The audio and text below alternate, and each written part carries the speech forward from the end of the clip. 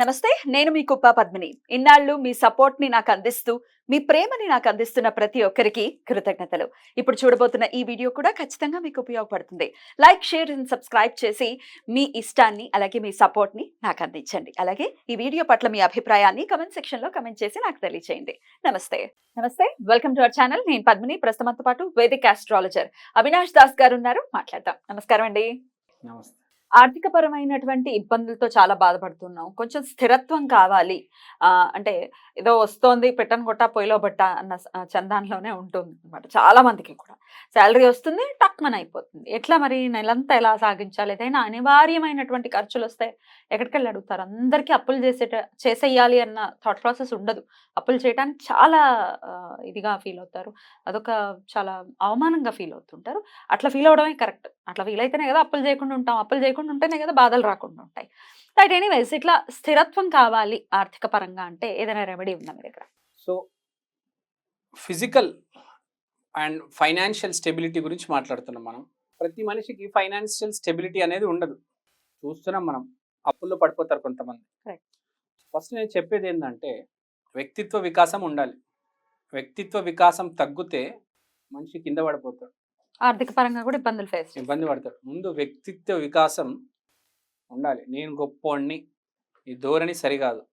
ఏ రోజైతే ధోరణి మొదలవుతుందో పతనం అనేది మొదలవుతుంది. చాలామంది చూసాం. పెద్ద పెద్ద పుడింగిలు వచ్చారు, మట్లో కలిసిపోయారు. ఎంత నెట్టుకొని ముందుకు వచ్చినా చేతులు కట్టుకొని ఉండాలంటారు. సో డౌన్ టు ఎర్త్ ఉండాలనా? Down to earth. గాల్లో మాటలు మాట్లాడొద్దు, ఎవరిని తక్కువ అంచనా వద్దు, ఎవరిని చిన్న చూపు చూడొద్దు. దాని తర్వాత రెమెడీ పని చేస్తుంది. చాలా మంది అని అడుగుతారు, 100 రెమెడీలు 1000 రెమెడీలు చేసి ఏవి పనికిరాదంటే నీకు వ్యక్తిత్వ వికాసమే లేదు.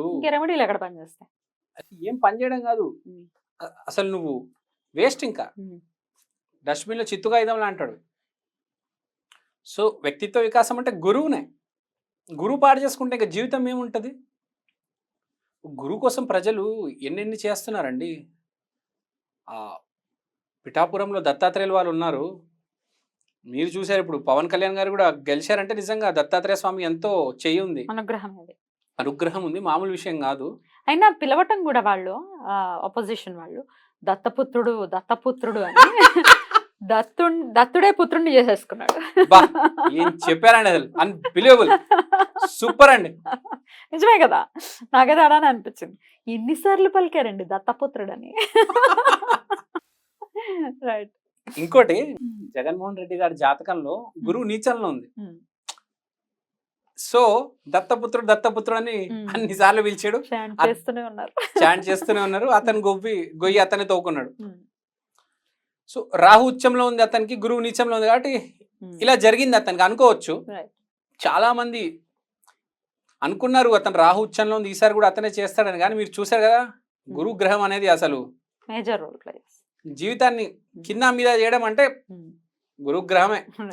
అసలు మనకు నిజంగా అనుకుంటే ఆ జగన్మోహన్ రెడ్డి గారికి రాయి తగిలినప్పుడే మనం అంచనా వేయాల్సింది.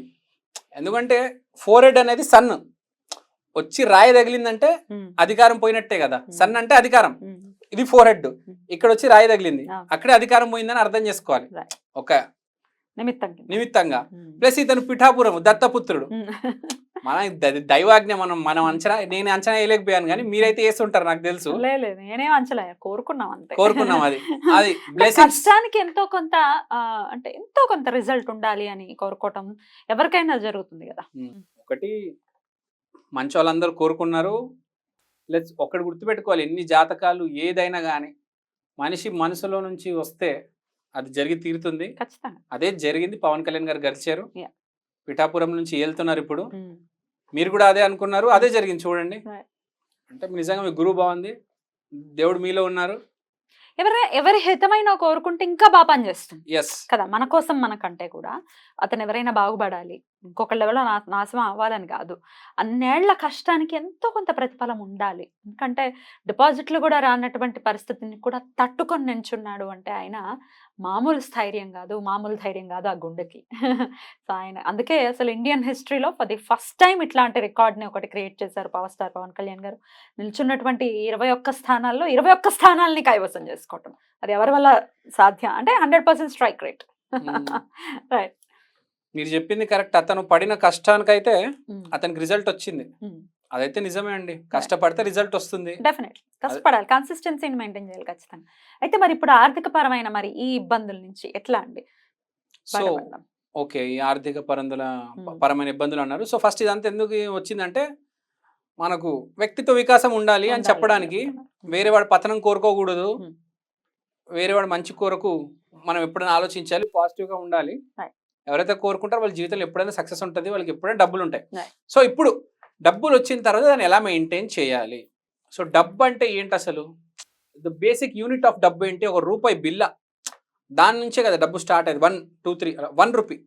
సో మనం ఒక 1 రూపీ కాయిన్ తీసుకోవాలి, 2 కాయిన్స్ తీసుకోవాలి 1 రూపీ. ఈ 1 రూపీ కాయిన్ తీసుకున్న తర్వాత మీరు మీ ఇష్టదైవం, సపోజ్ మీకు వెంకటేశ్వర స్వామి మీద ఇష్టం, దాన్ని మీతో పాటు తిరుపతికి తీసుకెళ్ళండి. లేకపోతే మీ ఇంటి దగ్గర ఉన్న, ఇప్పుడు మీరు హైదరాబాద్లో ఉండాలంటే టీటీడీ ఉంది హిమాయత్ నగర్లో, లేకపోతే మీకు ఇష్టం, మీకు ఏదైనా ఈ గుడి ఉంది, మీకు ఇక్కడ వెంకటేశ్వర స్వామి ఉన్నారని నమ్మకం ఉంటే గుడికి వెళ్ళండి, ప్రదక్షిణాలు చేయండి. ఒక 7 ప్రదక్షిణాలు చేసి ఆ 2 కాయిన్స్ మీతో పాటే తీసుకెళ్ళి ప్రదక్షిణలు ఆ కాయిన్తో పాటు ప్రదక్షిణాలు చేసి అక్కడున్న ఆ సింధూరం, పసుపు, బొట్టు ఆ కాయిన్కి రాయండి. అక్కడ బాక్స్ ఉంటుంది కదా, సింధూరము బొట్టు ఉంటుంది, బొట్టు ఉంటుంది, ఆ బొట్టులో పెట్టేసి దాన్ని ఒక జాగ్రత్తగా తీసుకొచ్చేయండి. తీసుకొచ్చిన తర్వాత ఒకటి మీ ఇంటి అల్మారీ లాకర్లో పెట్టేయండి, రెండోది మీ పర్స్లో పెట్టేయండి.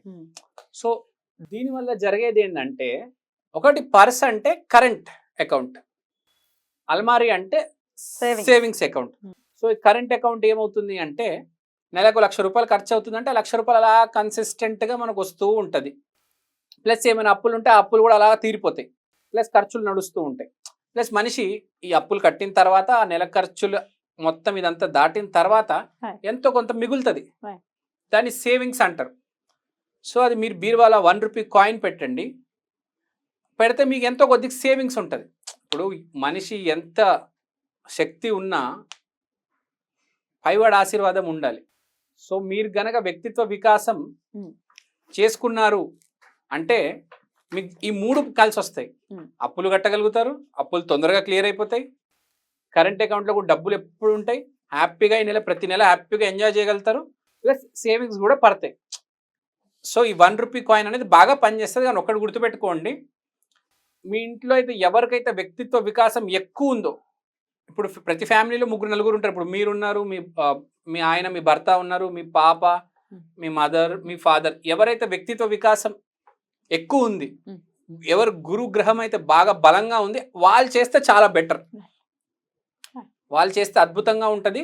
సో ఎవరింట్లో అయితే కొంచెం ఈ మనిషి పాజిటివ్, ఈ మనిషి మంచోడు, ఈ మనిషి కొంచెం స్పిరిచువల్ అని ఎవరి మీద అయితే ఉంటుందో, వాడు మీ ఇంట్లో చిన్న కొడుకు లేకపోతే పెద్ద అమ్మాయి ఎవరైనా ఉండొచ్చు, ఈ అమ్మాయికి వ్యక్తిత్వ వికాసం ఉంది, she's in the positive track, దేవుడు మార్గంలో ఉంది, గురువు అంటే దేవుడు, స్పిరిచువాలిటీ, వాళ్ళ చేత చేయిస్తే బాగా కలిసి వస్తుంది. మనం చూస్తాము, చిన్న పిల్లల పేరు మీద బిజినెస్ చేస్తే బాగా నడుస్తుంది.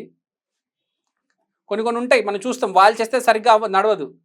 ఆ పిల్లోడి చేతి నడిపిస్తే, వాడి పేరు పెట్టి వాడిని ఆఫీస్లో కూర్చోబెట్టడం, సింహాసనం మీద కూర్చోబెడితే బిజినెస్ అప్పుడు బాగా టర్న్ అవుతాయి. నేను చూశాను కొంతమందివి. సో ఆ చిన్న బాబులో గురుశక్తి ఉంటుంది, మనకు తెలీదు. మనం ఏమనుకుంటాం, మనం బాగా చదువుకున్నాము, ఇది అది అనుకుంటాం, కానీ ఎక్కడో వ్యక్తిత్వ వికాసం తగ్గిపోతుంది. అదే ఇంట్లో చిన్న అబ్బాయి ఉన్నాడు, ఆ చిన్న అబ్బాయి చేత కూడా చేయించవచ్చు, అట్లా ఏం లేదు మనమే చేయాలని. ఇంట్లో ఎవరికైతే కొంచెం స్పిరిచువల్గా ఉన్నాడు మనిషి, బేసిక్గా కొంచెం స్పిరిచువల్గా ఉన్నాడు, వాళ్ళు చేస్తే చాలా మంచిదండి ఈ రెమెడీ. చాలా బ్యూటిఫుల్గా ఎక్స్ప్లెయిన్ చేశారు. డెఫినెట్గా ఈ రెమెడీస్ చేసుకుని మీరు అన్నట్టుగా వ్యక్తిత్వ వికాసం కూడా ఖచ్చితంగా ఇంపాక్ట్ చూపిస్తుంది. ఆర్థిక పరమైన ఇబ్బందుల్ని ఎదుర్కొనే వాళ్ళు ఖచ్చితంగా ఇబ్బందుల నుంచి మన వాళ్ళందరూ బయటపడాలని మనస్ఫూర్తిగా కోరుకుంటూ థ్యాంక్ యూ అండి. నమస్తే.